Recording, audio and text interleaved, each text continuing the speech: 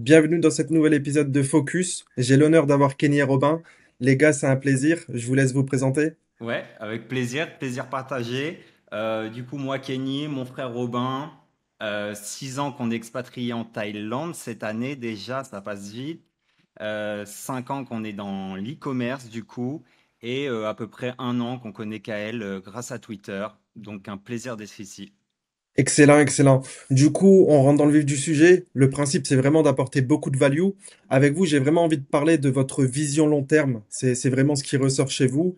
Est-ce que vous pouvez un peu expliquer comment vous avez eu cette vision? Est-ce que ça a été un déclic? Est-ce que vous avez eu ça depuis le départ? Et que ça vient d'où un peu cette vision long terme que vous avez constamment dans votre approche? Bah, en vrai, elle est venue super naturellement. Pour refaire un peu l'histoire et aller quand même assez vite.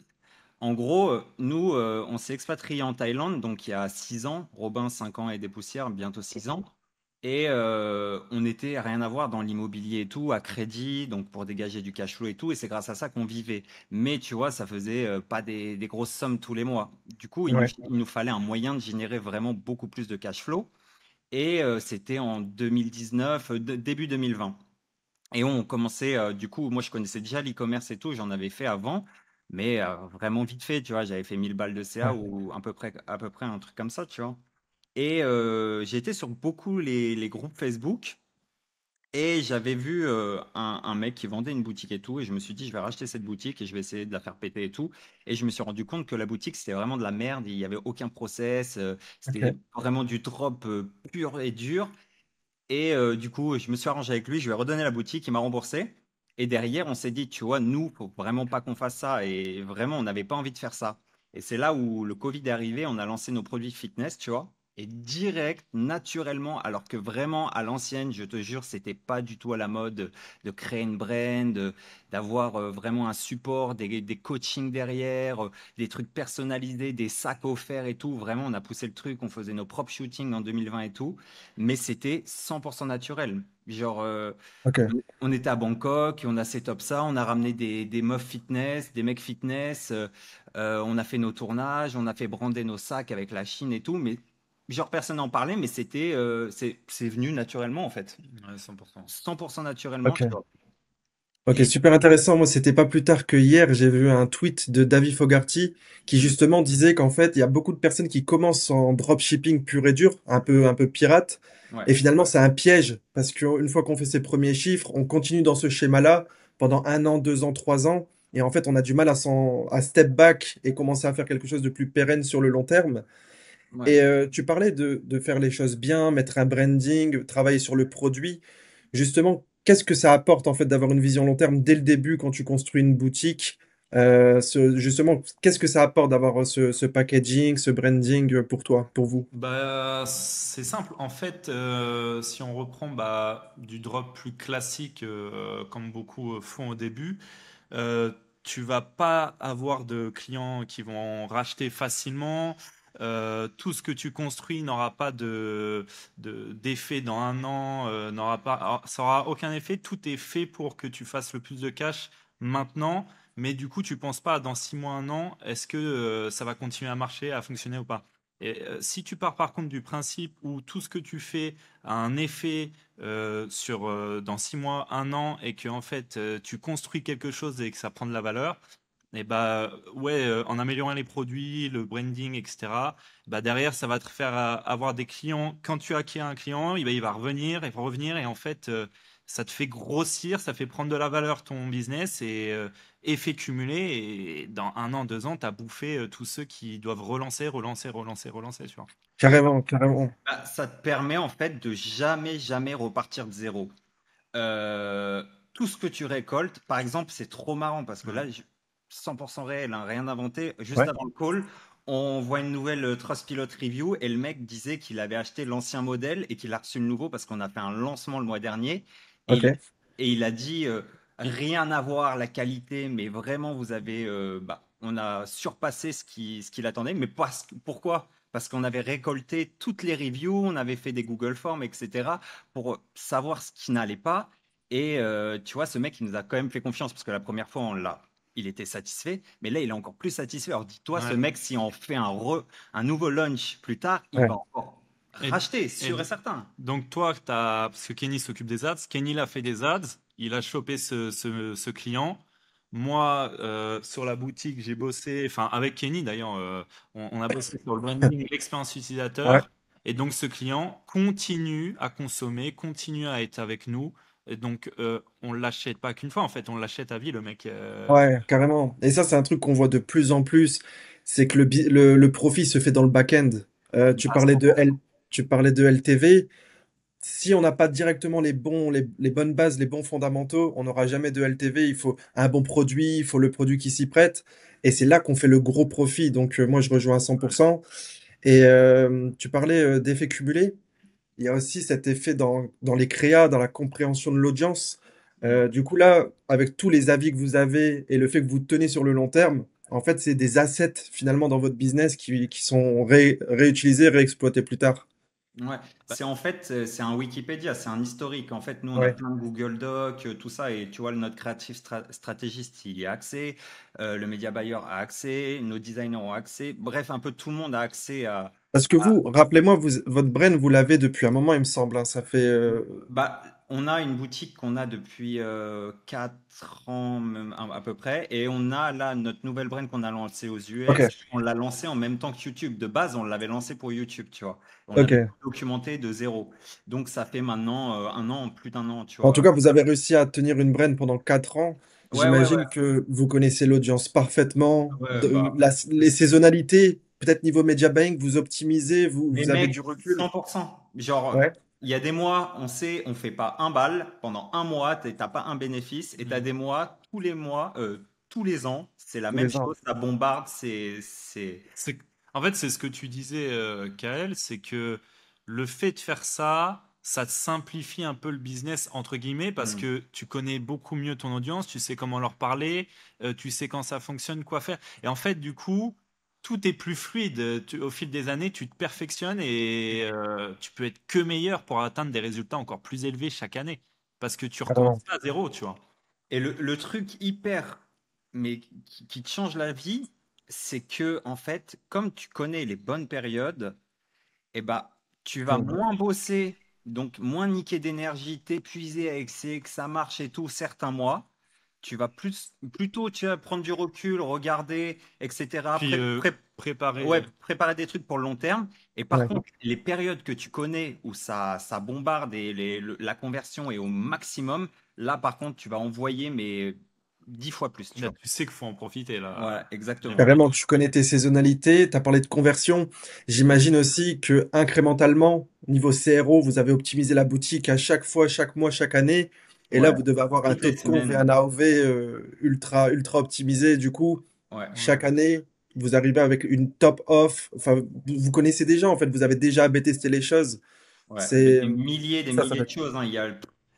Franchement, je pourrais même, bah, c'est un peu documenté, mais on pourrait même pas calculer le nombre de trucs qu'on a testés. Genre, c'est hallucinant, tu vois. Et c'est tout le temps, tout le temps, tout le temps, tout le temps, tout le temps, tout le temps. 80% des tests, tu vois, ils vont à la poubelle. Donc, c'est H24, en fait. Ouais. Ouais, je pense qu'il faut pas, faut jamais s'arrêter de faire des tests. Ouais, tout le temps, tout le temps, tout le temps. Faut tout le temps en faire. Et Bah ça, toi, c'est génial. excuse-moi. C'est génial. Et c'est aussi nous, on a la chance, avec notre agence de travailler avec différentes brands. Et ce qu'on voit aussi, les brands qui sont là long terme, il y a aussi un vrai levier, c'est le contenu. Parce qu'en fait, l'accumulation du contenu sur des mois, voire des années, finalement, tu peux les réutiliser chaque année, tu peux faire des mashups, des b-rolls, et ça offre beaucoup d'opportunités. Et t'es pas là à tout le temps recréer des choses du début à la fin, racheter des UGC. T'as juste à modifier des hooks, à tester des choses. C'est super intéressant aussi niveau content. Ouais, bah, ce que tu dis là, c'est 100% vrai. Tu vois, les mashups, il y a des ads, tu vois, qu'on avait par exemple lancé en testing il y a un an. Elles n'avaient pas du tout pris. Et Metal moi, content. ouais, et moi, ma vidéo éditor, tu vois, elle a accès à tout. Et des fois, elle sait, bon, vas-y, on va faire des réitérations de l'ad winner du mois, tu vois. Et elle va la faire en mashup, tu vois, avec plein de gens différents dedans. Et elle va prendre des anciennes ads qui n'avaient pas marché, mais en fait, elles vont cartonner avec toutes ces anciennes ads qui nous servaient à rien. Mais en fait, cette année, elles nous servent un an après, Ouais. tu vois. Ouais, il suffit d'un petit clip par-ci, par-là, sur des mois, des années de content. T'as enfin, t'es pas tout le temps obligé de racheter comme un nouveau produit, forcément. Exactement. Ou même si tu es dans le rush, tu vois, tu as un Phaser Day, un Mother Day, etc. Tu as des trucs à l'ancienne qui marchaient pas forcément, mais au moins tu as du contenu que tu peux relancer en 2 jours, tu vois. Ok, super intéressant. Et du coup, moi j'aimerais bien savoir un petit peu qu'est-ce qui change dans votre prise de décision et dans vos analyses des coûts et des opportunités avec cette vision-là. J'imagine que vous avez, enfin du coup vous réfléchissez pas comme un dropshipper lambda qui veut juste faire un peu de cash. C'est quoi pour vous en e-commerce les coûts d'opportunité? Quelqu'un qui veut vraiment adopter cette vision long terme, à quoi il doit penser? Aux produits, au marché? Je vous laisse un peu donner de la value sur Ouais. sur ce côté-là. Rapidement, juste, tu vas pas te focus sur un produit qui va faire du one shot, tu vas te focus sur, par exemple, la LTV, donc des produits qui peuvent se racheter, parce qu'on sait que, bah, après, nous, on pense à une revente plus tard, tu vois, mais On va y venir, ça après tout ce la qui fait vision prendre exit aussi. tout ce qui fait prendre de la valeur à ta brand et donc augmenter la LTV, je sais pas. En fait, il faut que toute l'expérience soit autour de ça, de faire prendre de la valeur Exactement. ta brand et que un client il soit là à vie et on ait toujours quelque chose à lui apporter, tu vois. Et Mhm. Super. Donc dans la réflexion, vous avez beaucoup la LTV, ça revient. Donc si ouais. vous vous lancez sur un nouveau produit avec une vision long terme, en termes de coût d'opportunité, vous cherchez des produits qui ont de la LTV. Est-ce qu'il y a d'autres critères un petit peu dans votre réflexion? On cherche pas des produits qui ont une LTV, nous. On cherche des gammes qui ont une LTV, tu vois. Ok, ok. Donc en fait, c'est pas forcément qu'une question de produit, ça peut être Ouais. aussi dézoomé au niveau de la niche et C'est même du pas, persona. Ouais, c'est ouais, même ouais, pas du ouais. tout une question de produit. Nous, on marche que par gamme. Tu vois, Ok, on super a, intéressant. de Super base, intéressant. sur la boutique, on a une gamme. Et l'année dernière, avant le Q4, on avait déjà préparé 2 gammes qui allaient sortir pour cette année et qui allaient énormément élargir notre audience. Mais qui va parfaitement avec la gamme qui était là de base. Ok. Donc en Parce fait, que, ça cible le même persona, il y a quand même quelque chose de ouais, similaire. mais c'est complémentaire comme ça, encore une fois, tous les Là, clients on qu'on va- a, ils vont acheter des nouvelles gammes. Plus, on va attirer des nouvelles personnes qu'on n'aurait pas attirées avec l'ancienne gamme. Hmm. En fait, ouais, on fait un... Un écosystème. Un Voilà. Ouais, écosystème. mais là, moi, ça me fait penser au mail. En fait, votre base mail que vous avez construit avec un produit, vous pouvez faire des drops avec les nouveaux C'est produits. ce En qu'on fait. fait, C'est bah, ce qu'on a avec, fait le mois dernier. C'est ce qu'on fait. ok. 100%. Et d'où l'importance d'avoir un produit de qualité, de réfléchir long terme, d'avoir du branding, comme on disait au départ. Parce qu'en Après, fait, si on n'a pas ça, on peut pas faire des drops. Les clients sont pas satisfaits de base, on peut rien faire de ça. Ok. tu vois, le produit de qualité, bon, bien sûr, nous, on reçoit tous nos produits et tout. Notre agent, il nous envoie tous nos produits, on les teste à la baraque, on fait tout, tout, tout, tout. Ok. Mais, ça vient avec le temps. Il n'y a pas dès le début, tu vois, tu as besoin de faire de l'argent au début, hein. Tu as besoin de faire de l'argent au début. Mais une fois que tu as le cash flow et tout, et que Ouais. tu vois que, Super intéressant. et surtout si tu as une vision long terme, bah voilà, mois après mois, t'améliores. Tu fais pas tout d'un coup, tu vas pas aller brûler Hmm. tout ton cash flow sur un produit, ça se trouve qui, bah là, des fois, il y a des trends, des fois, ça. Tu sais, toutes les marques qui se renouvellent, c'est comme iSmile. À un moment, ils avaient le truc blanchissement dentaire. 2 ans après, il y a tout le monde qui était sur le marché. Ils ont lancé un truc violet. Après, maintenant, ils sont sur les dentifrices. Tu vas pas non plus investir tout ton cash sur un produit, mais tu Ouais. améliores petit à petit, tu vois. Ouais, parce que si tu veux tout faire trop bien trop tôt, finalement, tu fais pas grand-chose. Ouais, et C'est surtout sur un avec le produit. temps. Faut pas tout miser sur un produit. Ça, c'est une erreur, tu vois. Ok.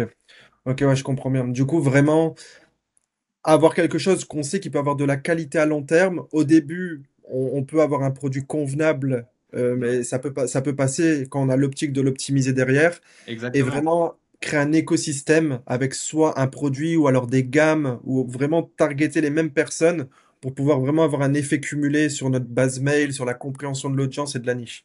Ouais, exact. Exactement. Scale avec des gammes. Scale toujours avec des gammes. Après Bah, après, ça, ça, ça oui, c'est pour nous. c'est pas la règle, c'est C'est pour nous nous. comment on Ouais, fonctionne. exactement. Et du coup, est-ce que vous vous placez sur des gammes qui ont une certaine taille d'audience pour vraiment profiter de votre focus, ou alors vous permettez d'être un peu plus niché? Ça se passe comment au niveau du TAM de l'audience? Vous avez cette réflexion en tête quand vous vous Ouais, lancez? ouais, complètement. Mais nous, on essaie d'être toujours le plus broad possible. Ouais, Parce ça, c'est que, quelque chose qui revient énormément. Quand on ouais. met son focus sur quelque chose, il faut que ça soit broad, sinon on met de l'effort sur un truc qui est pas scalable. Mais ouais, et on se pose toujours la question. Tu vois, on parle d'un truc et on se dit, bon, est-ce qu'on va pouvoir vraiment scale sur toutes les plateformes avec ça pendant Hmm, longtemps sans saturer l'audience? ouais, Et tout le temps, on se le pose, même on demande à ChatGPT, on fait des grosses recherches et tout. Et dès que c'est validé, on lance la gamme, tu vois. ouais, je pense. Ultra Là, important. est-ce que de tête, après c'est peut-être pas évident, mais Ouais. est-ce que vous avez une ordre de grandeur à donner, une taille d'audience, un minimum? C'est quoi pour vous quelque chose qui est suffisamment scalable pour se lancer sérieusement? C'est une audience de 10 millions, 30 millions, Non, en plus, là, on regardait plus? 70 millions, déjà, c'est très bien, tu vois. Là, tu commences à Ok, pouvoir scale. Parce que tu vas pas convertir tout le monde, parce qu'encore une fois, ta marque, ton branding ne va pas convaincre tout le monde. Il y en a, ils vont acheter parce qu'ils sont plus attirés par d'autres marques ou d'autres brandings qui vendent à peu près les mêmes produits, mais que c'est comme ça, tu vois, ça matche pas. Tu vois, ton branding, il peut pas plaire à tout le monde. Donc déjà, forcément. tu vas pas convertir tout le monde. Donc, faut avoir une marge là-dessus, tu vois.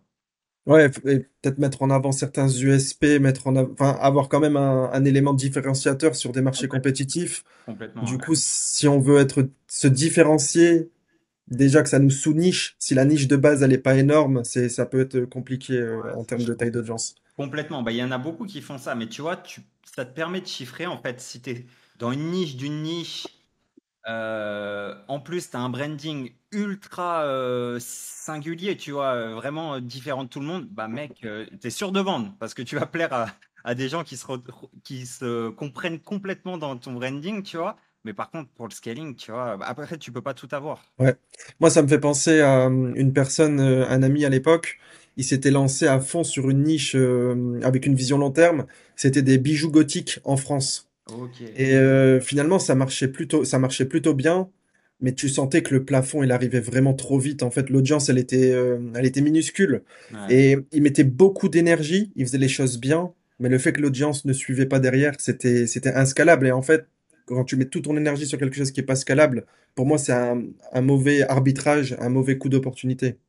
Encore une fois, par contre, là, tu vois, bah, tu arrives à un plafond de verre, bah, tu lances des gammes. Je sais pas, tu Ouais. lances. Tu Et vois, c'est là, avec cette logique gamme, tu peux rester dans la niche gothique, mais plus faire que des bijoux, mais passer sur des du vêtements. vêtement. Des Et en vêtements. plus, comme tu disais, tu peux upsell les choses, vu que c'est la même audience, tu peux Ouais, profiter de ta base complètement. mail.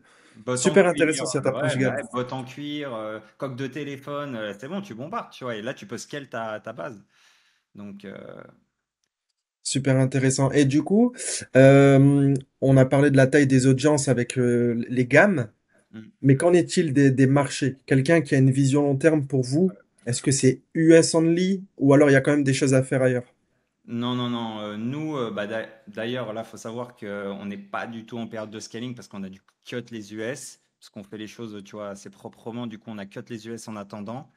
Et du coup, c'est là où tu te rends compte que c'est hyper important d'être partout. Ok. Hyper, Donc hyper important. en fait, finalement, il y a un enjeu de diversification. Complètement. Après, on était déjà énormément aux UK. Ouais, je sais que après vous êtes à un niveau où enfin, l'audience qui nous écoute, c'est vrai qu'ils sont peut-être un peu plus bas. Ouais. Du coup, je pense que c'est quand même important de se focus d'abord sur un marché et ensuite se diversifier. Complètement, complètement, complètement. Nous, de toute façon, on s'est toujours focalisé que sur un marché, mais avec le temps, tu vois, après, on avait Avec le temps, une fois la qu'une personne a atteint un Germanie. certain niveau, se diversifier, c'est important. Mais Et encore du une coup, fois, juste pour finir, encore une ouais, fois, on avait choisi que des pays où on avait une grosse audience et on pouvait scale dedans. Tu vois, on n'allait pas lancer des petits pays qui allaient nous prendre du temps pour dupliquer, etc. Mais pour rien. On a lancé que ouais, des gros markets. carrément. Et du coup, ça, les marchés, vous avez quoi en tête? Tous les marchés anglophones, finalement, c'est ça? Ouais, ouais, c'est ça. Et aussi, bah, tous les gros marchés où il y a du pouvoir d'achat. Et comme par exemple, je te parlais juste avant, la Germanie, qui est un très, très, très bon marché. Excuse-moi. Du coup, ouais, tous les gros marchés où on peut scale, on lance. Et encore une fois, c'est un vrai boulot derrière parce que tu peux lancer, comme tu disais, tout, avec tous les marchés anglophones, tu as juste à dupliquer. Mais en vrai, on s'est rendu compte, si on veut vraiment optimiser la conversion, etc., que les UK et les US, ils n'ont pas du tout les mêmes mots. Par exemple, delivery et shipping, tu vois, ils n'utilisent pas les Ouais. mêmes mots aux US et aux UK. Et ça peut faire des grosses différences, même sur ton site web, sur tes ads. Par exemple, une UK et une femme US, elles parlent pas du tout pareil. Et je peux te dire que tu lances des UGC UK aux UK, ça marche 100 fois mieux. Donc, Ok. Donc en fait, c'est vraiment la personnalisation entre les mots, les accents, la culture. Il y a vraiment une vraie différence sur les bah marchés ouais. anglophones. Ah ouais, ouais, complètement, hein. Et les UK, ils sont plus proches de la France, par exemple, que des US. Même dans la manière de vivre, ce qu'ils font, ce qu'ils consomment et tout, ça n'a rien à voir avec les US, Que hein. les Canadiens sont plus proches des US. Voilà. Mais et c'est là où il faut bien connaître ton audience, comment ils fonctionnent et pas se dire que c'est partout pareil. Et d'ailleurs, c'est pour ça qu'il y a beaucoup de gens que je connais, tu vois, ils tournent bien aux US et ils lancent aux UK, ça marche pas. Je te jure que je connais beaucoup de gens qui tournent bien aux US et qui lancent aux UK, ils n'ont pas de résultat. Mais c'est parce qu'en fait, c'est vraiment un monde C'est une différent. culture différente. Ouais, ouais, ouais. Mais Et ça veut encore pas une dire que fois, tu peux pas chiffrer, hein. oui, je comprends. Mais encore une fois, on revient à cette idée de, il y a que en étant longtemps sur un même marché, en ayant une vision long terme sur le lancement, qu'on comprend vraiment ces enjeux-là. Parce que quelqu'un qui saute du marché allemand, français, UK, un peu US, il peut pas avoir ces subtilités parce que vous, c'est des années en fait de tests, des mois, des Ouais. années de tests, et ça, vous l'avez vu avec du recul, en Ouais. faisant tout le temps la même chose constamment. C'est super intéressant. Bah, comme tu disais, encore une fois, c'est de l'effet cumulé. Mec, si tu fais 800 boutiques, 800 marchés, t'as rien appris. T'as appris des miettes un peu partout. Alors que tu fais un marché, une boutique focalisée sur ton audience, t'apprends, bah mec, tes compétences, elles grimpent. C'est comme si c'est comme un mec qui change de business. Il fait de l'OFM, il fait du e-commerce, après il fait du trading. Bah en vrai, il est moyen partout, tu vois. Alors 100%. qu'il aurait pu être focalisé sur l'e-com et être un expert. Bah, c'est pareil. Et maintenant, j'ai une dernière question. Ouais. Vous avez parlé de exit. Exit, c'est quoi un petit peu votre vision liée à l'exit? C'est quelque chose que vous avez en tête constamment? Vous buildez avec ça en tête? Comment ça se passe? On l'a pas en tête constamment, tu vois, on en est encore très loin, on ship encore presque que de Chine. Donc, nous, pour l'instant, vraiment, on construit vraiment toutes les bases solides de notre marque pour le moment, mais on met beaucoup d'actions en place qui font qu'on puisse faire une On exit se derrière. dirige, Voilà. on fait des moves qui nous dirigent Ouais, vers ça, mais on en est encore loin, tu vois. ouais, Je pense que c'est une vision peut-être 3 4 ans. ouais. Ok. En tout cas, ce qu'on met en place, c'est, par exemple, tu vois, on paye nos TVA partout, on prend tous les trademarks de toutes nos gammes dans tous les pays où on vend. Et ça, par exemple, le trademark, très peu le font. Chine, pas Ouais. que, même en Chine. Mais le Partout. trademark, c'est un truc très important. Genre, ça change tout à ta revente. T'as pas le trademark de ta gamme, mec, ça, tu vends rien. Et c'est avec ça que tu peux DMC à tout le monde et que tu es priorisé sur le marché. Ça peut prendre énormément de temps. Nous, par exemple, là, on a fait le trademark de notre brand. Ça a pris 1 an, on a été refusé. On a dû négocier avec un mec qui avait le même sur une autre sorte de produit. Il a refusé. On a dû faire prendre le lawyer qui fasse des lettres, bref, à l'administration et tout. Et on l'a enfin eu après 1 an, tu vois. C'est des trucs que tu dois t'y prendre à l'avance. Carrément, carrément. Et c'est cette vision-là, je l'ai beaucoup entendue et avec des fondamentaux qui sont pas solides dans le sens où si t'es pas carré légalement dès le début, si tu fais pas les choses bien, finalement ta brand, elle sera jamais valorisable si t'as pas un bilan comptable solide à apporter, si t'as pas des assets solides comme une base mail, un trait de Mm. marque comme tu disais. Ouais. Dans tous les cas, en fait, tu vas jamais construire. Donc pour moi, une vision long terme, il faut que ça soit fait limite day one, mais comme tu as dit, genre ne pas non plus essayer de faire the big brain au début, il faut Ah oui. commencer en étant flexible, lean, en sachant que ça va s'améliorer, mais avec des fondamentaux ultra solides de ce que j'ai entendu. Après, regarde, tu vois, un trademark, si tu es sûr de faire du long terme, ok, Ouais, le produit, tu peut-être pas sûr quand tu fais tes tests et tout.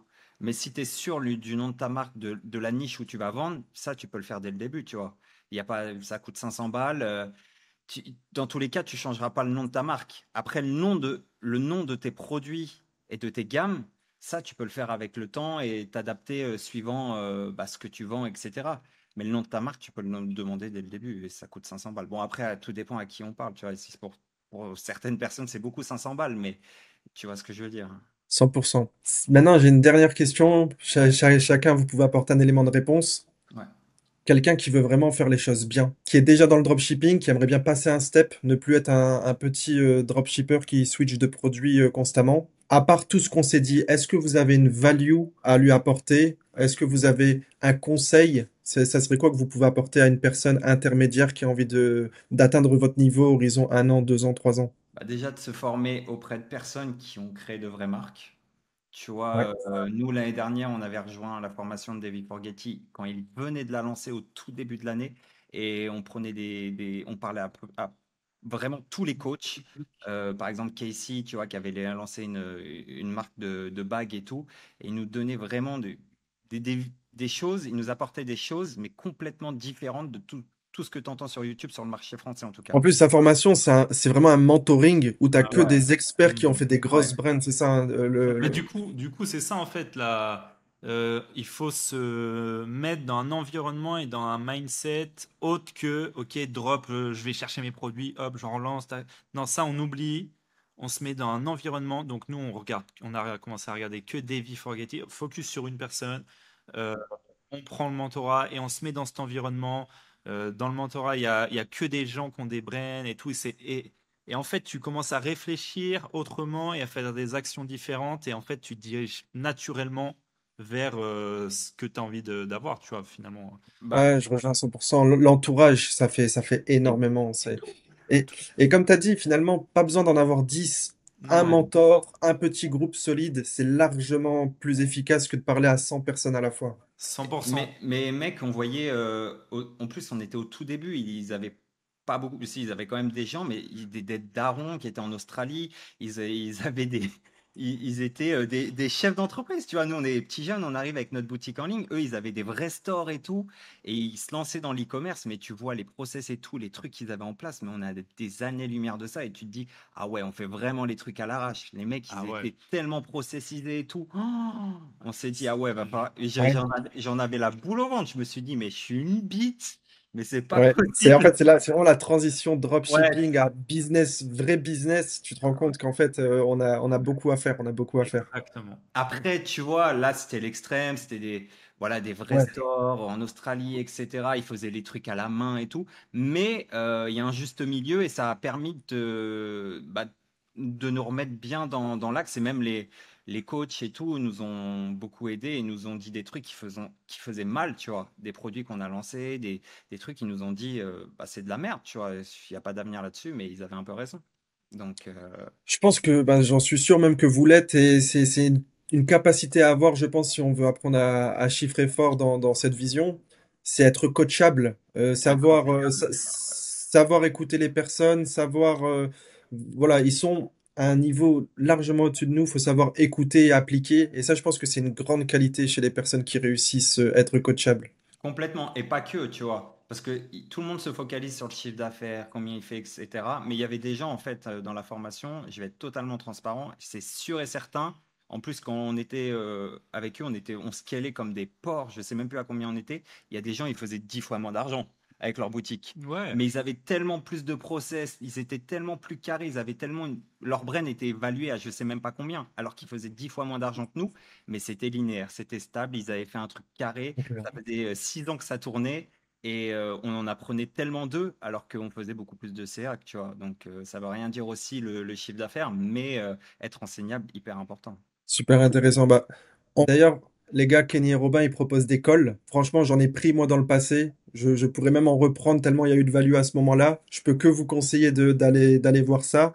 Vous pouvez retrouver ça dans la bio. Je vais tout mettre. Que ça soit un niveau débutant, intermédiaire et même avancé, il y a forcément quelque chose à apprendre de Kenny et Robin. Les gars, où on peut vous suivre? Qu'est-ce qu'on push? On met du YouTube, on met du Ouais, Twitter. notre chaîne YouTube, Instagram, on essaie d'être de nouveau actif. Là, c'était le rush en début Ah bah, d'année. j'ai vu le Ouais. vlog, il était excellent d'ailleurs, c'était à New York. Ouais. Ouais, mais on n'est pas, on n'est pas des youtubeurs, on est des e-commerçants avant tout, mais Non, je sais bien, mais voilà, pour enfin, pour ouais, regarder un petit peu ce qui se passe, pour prendre aussi exactement. un call, et c'est Ouais, toujours intéressant de suivre les personnes qui complètement. sont à un niveau bien au-dessus de nous. Bah super, bah ça m'a fait plaisir de vous avoir, beaucoup de Avec value. plaisir. Avec Merci plaisir. Et beaucoup. sur la chaîne YouTube, il y aura plusieurs épisodes de focus de personnes très sérieuses en e-commerce. Le but, c'est vraiment d'apporter de la vraie value, pas de bullshit, et j'espère que ça vous a plu. Bah, Merci encore les gars, ça, je vais check toutes les vidéos de près. carrément. Merci beaucoup les gars. Ciao, Allez, ciao. Ciao. ciao.